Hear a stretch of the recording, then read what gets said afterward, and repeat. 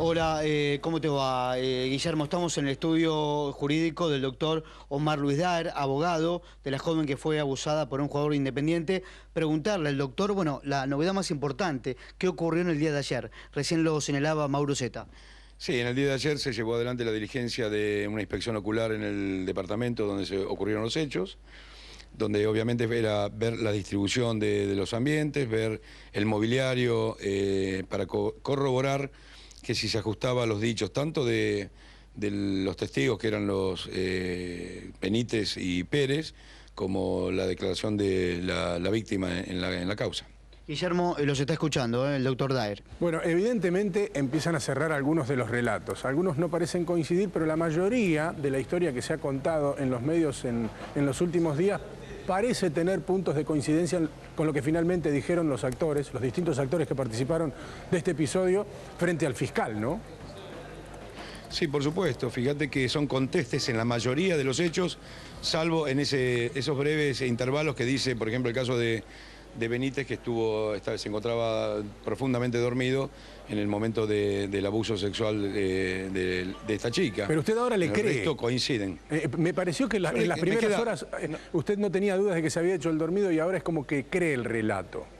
Sí, hoy me queda el beneficio de duda en favor de él, porque como el resto de los detalles que narra en su declaración son coincidentes con todo lo que dice la víctima. Bien. Y reconoce que se despierta a través de los gritos y la desesperación y los insultos de la víctima, después narrando algunos otros elementos ocurridos en el ambiente ese, realmente me deja el beneficio de duda que podría estar dormido el testigo. En el caso del otro testigo, obviamente que no, porque fue bastante mendaz en muchas de sus expresiones, omitió otras, desconoció otros temas tan importantes como los mensajes que él mismo envió a la víctima. Está hablando de Pérez, obviamente. Acreditado, obviamente. Es decir, la situación de Pérez es muy distinta, la estamos analizando, que seguramente en las próximas horas vamos a hacer algún tipo de planteo. Pero fuera de eso son contestes en un montón de detalles de lo que sucedió, que acreditan la veracidad de los dichos de la víctima, por supuesto. Daer, Mauro Zeta soy, ¿cómo le va? ¿Cómo le va, Mauro? Bien, yo recién me preguntaba si la inspección ocular que se hizo ayer, diría a 10 días del acontecimiento, o 9, no tengo bien la cuenta en la cabeza, estuvo bien realizada. Pregunto esto desde la perspectiva de pensar que un imputado de un delito podía haber modificado el escenario, porque, a ver, corríjame, el valor de la inspección es que el fiscal se ubique en el lugar tratando de establecer si los relatos que tuvo en la causa son veraces, ¿sí? Por ejemplo, la chica dice, había una cama en el comedor, al lado una habitación, acá había un sillón. Digo, ¿tenemos la certeza que en estos días nadie modificó el lugar? ¿Usted ayer cuando estuvo, se llevó la misma impresión del relato de su clienta o algo estaba cambiado del lugar original? No vi cambios, es decir, porque la realidad de los hechos se producen en uno de los ambientes. Sí. Y coincide que la cama matrimonial se encontraba pegada hacia una pared. Tampoco podían modificar demasiado porque el departamento es muy pequeño. Muy chiquito. Las habitaciones son pequeñas. Es decir, se encontraba en el dormitorio en las mismas condiciones que narró la víctima y tanto como lo dijo el testigo Benítez. Es importante que la inspección ocular era para que el fiscal tome claro conocimiento de que los hechos narrados se ajustan al lugar donde se llevaron a cabo. Se encontraba también el auxiliar letrado del juzgado de garantías, se tomaron placas fotográficas, se analizaron cada uno de los ambientes y a partir de ahí creo que es una etapa cerrada de esa diligencia. La situación está clarísima, por lo menos en el relato de cada uno, insisto, de los actores que participaron esa noche o esa madrugada en este episodio. Ahora, judicialmente, bajo su experiencia, ¿usted cree que va a ser complicado probar que efectivamente se trató de una violación, un abuso, o cree que ya está plenamente probado como para ordenar la detención de Zárate? Con la experiencia como abogado penalista puedo asegurar que para nosotros está probado que hubo acceso carnal sin consentimiento, porque el propio dicho de la pareja o formal o informal de la víctima, que dice que se despierta con los gritos, los llantos y los insultos por parte de la víctima, eso a las claras demuestra que no existe el consentimiento, y el propio Pérez, a pesar de omitir un montón de relatos, dice que la quiere contener, que no se vaya en ese estado para evitar problemas, para evitar que tanto en el edificio con los vecinos, como así en la situación que él tiene en el club, que querían preservar de no tener repito textualmente, quilombos en el club. Daer, pero hay algo Así que más, me nosotros parece. lo hemos probado. Hay algo más, a ver si está de acuerdo conmigo, que yo interpreto como una prueba más importante dentro de todo lo que pasó.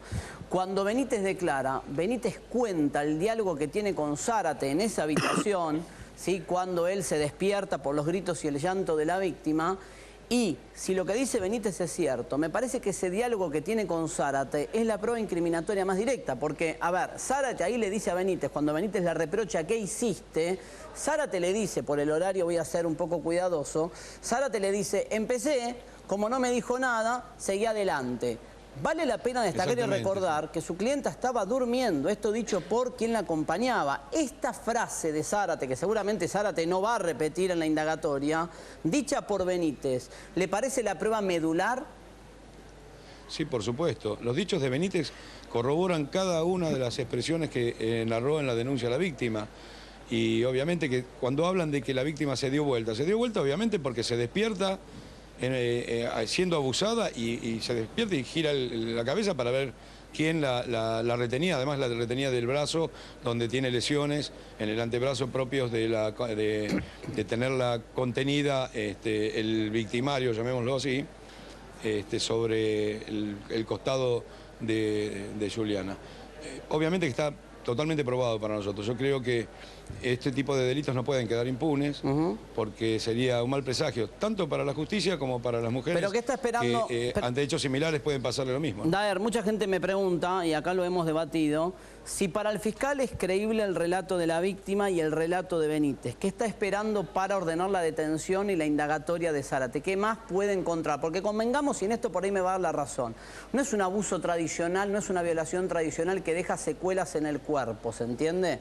Entonces, ¿qué está esperando el fiscal en estos días? ¿Qué está buscando más que esperando para llegar a una conclusión? ¿Usted cree que qué le está faltando para decir, bueno, me convencí, lo llamo indagatoria y lo mando a detener? Yo creo que está reuniendo la prueba, acaba de recibir los informes de los cruces telefónicos que corroboran también los mensajes de textos agregados en la causa, la inspección ocular del día de ayer. Creo que está reuniendo los elementos para resolver en las próximas horas. Obviamente yo no puedo saber en ciencia, en la intimidad de lo que piensa el fiscal, pero creo que tiene los elementos suficientes para ordenar la detención. Mire, doctor, aquí el propio abogado defensor de Zárate dijo, algo pasó, y si bien no lo dijo con estas palabras, dio a entender efectivamente que había habido una situación íntima entre su clienta y él. Lo único que dejaba en manos de la justicia era probar bajo en qué circunstancias se había producido ese encuentro íntimo, algo que para usted está descartado, fue, dice usted, un abuso. Ahora, ¿hay jurisprudencia de situaciones similares donde haya terminado alguien preso? Sí, por supuesto, hay muchos antecedentes. También hay otros que han quedado en la impunidad y otros que obviamente no se ha avanzado procesalmente en el resultado final de la causa. Pero en este caso en particular, tengamos en cuenta que cada abuso sexual tiene particularidades distintas. Por los personajes, por los lugares de los hechos, por las condiciones que se producen a veces los abusos. En este caso está probado, así que no me cabe duda que va a haber una resolución judicial donde se ordene la detención de esta persona y posterior será la situación del resto de la prueba que necesite el fiscal o la instancia superior de llegar a un debate oral el tribunal que intervenga. Doctor, ¿qué valor tuvo? Están reunidos los elementos. ¿Qué valor tuvo la declaración de esta chica que apareció ayer y por qué declara por tercera vez su clienta? A ver, los dos puntos. La situación de los delitos de abusos sexuales siempre son en el ámbito de la privacidad. Por lo tanto, son de una prueba bastante compleja para poder llegar a reunir elementos que demuestren que existió el abuso. Por lo tanto, los testigos que tenemos hoy en la causa son algunos antes de que se trasladen al departamento y posterior a la salida del departamento. Los que son presentes en el departamento ya está acreditado para nosotros porque, como te decía recién, dos gritos que despierta a su pareja. La chica que declara ayer es una amiga de la que ella se reúne en el boliche junto a otras jóvenes y donde ella aclara que empezaron los mensajes de texto con Benítez para encontrarse e irse juntos esa noche, donde además la víctima le informa a su amiga que se iba con Martín y ahí rompen es decir, la comunicación durante el intervalo de los hechos. Con posterioridad, obviamente, cuando la víctima sale en un ataque de desesperación y con el trauma que había sufrido, ¿La llama? lo primero que hace es llamarla y y le cuenta esas que fue conexiones abusada. telefónicas, esas conexiones telefónicas están acreditadas. En ese momento la amiga no responde porque se había ido a dormir, eran las 8 de la mañana. Claro. Y 8 de la mañana está corroborado que hubo una comunicación entre la víctima y su amiga. ¿Pero no hablaron entonces? No. En ese momento no hablaron. ¿Cuándo hablaron? A la tarde. A la tarde hablan. Hablaron a la tarde donde le cuentan toda la historia y donde después ella se reúne con la víctima para solidarizarse, para acompañarla, y donde le narra textualmente los hechos que había sufrido y todo el trauma que había pasado. Así que la situación del testigo es importante porque vuelve a corroborar y dejar contestes todos los elementos probatorios para poder acreditar el hecho que se produjo. Enseguida... Y la situación personal de ella, de una ampliación, Sí. fue porque el Ministerio Público requería en ese momento aclarar algunos conceptos, productos del horario, Está bien. aclarar horarios, aclarar cómo se trasladaron, cómo se fueron la situación antes y después en el departamento, y que solamente fue ampliación. No modificó absolutamente nada de lo que ya había dicho, solamente aclaró algunos términos pedidos por el fiscal después de la declaración de la amiga que había estado con ella en ese boliche. Está claro que la mayoría de los episodios son vistos de la misma manera por casi todos los que participaron, salvo ese detalle, entre comillas, que termina convirtiéndose en un delito. Por eso lo digo entre comillas. Ahora, usted objetaba al principio cómo se había comportado Pérez en la Fiscalía, lo que había dicho, cómo lo había dicho, y dejó entrever que había directamente mentido. Obviamente que omite, Pérez en su declaración, omite no recuerda el texto de los mensajes que le envió la víctima, y están acreditados, no solamente por las conexiones telefónicas, sino que están transcriptos, protocolizados, cada uno de los mensajes. Y no que los se le reconoce. envió. Y no los reconoce, dice no recordarlos. Recuerda, por eso digo, tiene una memoria parcial porque recuerda algunas situaciones vividas en el departamento y casualmente los mensajes que mandó varios y seguidos, no los recuerda. Lo más grave, lo que más no solo me afecta como profesional, sino como persona, es que a preguntas del Ministerio Público responde: a mí, Juliana, no me interesa. Terrible. No me importa. Terrible. A mí me importa el club. Bueno. Eso es grave, eso es gravísimo porque estamos hablando de una persona. Club, Estamos le voy a hablando- decir algo, doctor. Club que dicen estos jugadores que les importa cuando se fueron de joda y se mamaron durante 6 horas en un boliche de Quilmes. Vamos a exceptuar el tema del abuso. Ellos mismos reconocen que se tomaron 3 botellas de champán, 3 vasos de tequila, cuando tenían que ir a entrenar. Porque tanto que defienden al club. Fueron, de hecho, a entrenar el otro día, habiendo dormido una Fueron a hora. entrenar a ver, Sí. imagínense, de ser cierta la violación y probada por la justicia, fueron a entrenar después de haber consumido alcohol toda la madrugada, después del abuso sexual, y fueron a entrenar igual. Sí, fueron a entrenar, ese día 9:30 de la mañana. ¿Es así, Ese doctor? día, por lo menos la información de Pérez dice que se queda durmiendo hasta la 1 de la tarde en el departamento, Sí. hasta que los padres lo pasan a buscar, y después dice que sus compañeros se fueron a entrenar a las 9:30 de la mañana. Bien. Eso no me consta, yo la situación del club siempre lo digo y hablo también como ex representante de una institución. El club contrata profesionales para el fútbol y después la vida privada de los jugadores Terrible. es una persona más, no tiene. En el caso particular de Juliana, a diferencia de otros casos que terminan en programas de espectáculo de las jóvenes, en este caso es todo lo contrario. ¿Por qué? Porque Juliana se enamora de un joven que además juega al fútbol.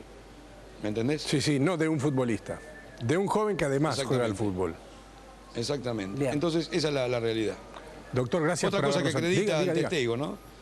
No, otra cosa que acreditó la chica. testigo que dice, ella estaba enamorada de Martín y salían hace 2 años. Bueno, pero ¿sabe qué Y dice eso la también defensa? se lo repreguntaron. Pero ¿sabe qué dice la Sí. defensa de Zárate? Justamente como estaba enamorada, fíjese lo que dice la defensa de Zárate, como estaba enamorada de Benítez, y Benítez en teoría los pesca infraganti con Zárate en una relación consentida, ella inventa que fue víctima de abuso para no quedar mal con Benítez. Esto es lo que dice la defensa de Zárate. Medio rebuscado. Eso es un absurdo porque podríamos decir que un hecho similar podría haber ocurrido pero sin Benítez presente.